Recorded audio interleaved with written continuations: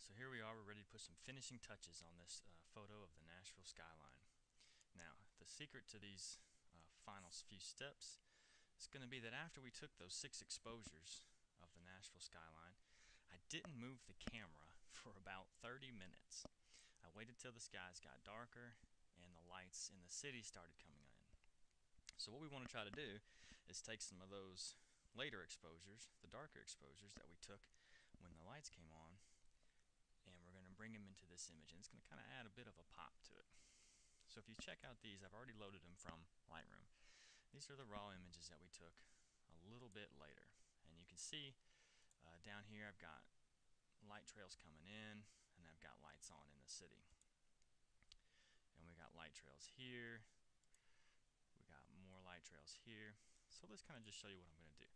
Let's take one of these images. We've already made adjustments in Lightroom, and I'm just going to take this image and I'm going to click and drag and drop it on top of this Nashville scene here.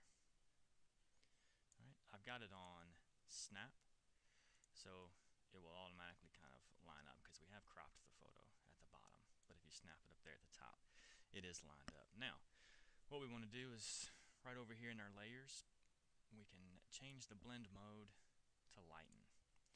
Now, what does that do? You see all the lights out in the city? If we turn this layer on and off, you can see that we are basically turning the lights on and off. Now it kind of adds a bit of a weird color here in the sky, but that's okay. We can fix that a little bit later. But you see we do have the cool trails of the car down here. We've got a bit of the cars up here, and all the lights in the city are pretty cool. So that is all you really need to do. And we can flip through here and find another cool one. This car coming out here, for example, I kind of got the whole car coming out. We'll probably end up doing all of them. But let's just grab this one, drag it over, plop it on top,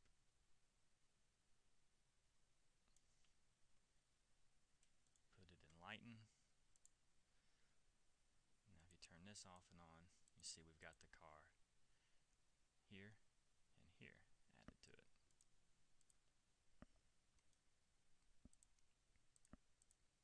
Alright, so let's kind of find another one.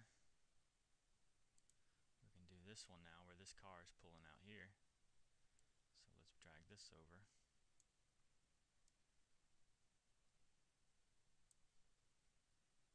And put it in lighten.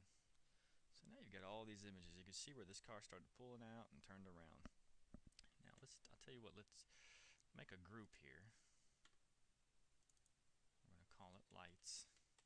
And you can see the full effect of this. Highlight all of these layers and drop them in the lights group. Now when you turn these off, you see all those lights in the city? It just kind of adds that final pop to that image that really makes it stand out. Now because of the weird color in the sky, what we're going to do, we can add an actual layer to the whole group at once, and we can mask back in the sky so we can get that back the way we had it. And you may want to do a little, I'm just trying to do this pretty quick here for the tutorial, so you might want to put a little more time into this mask to get that sky back. But you get the basic idea.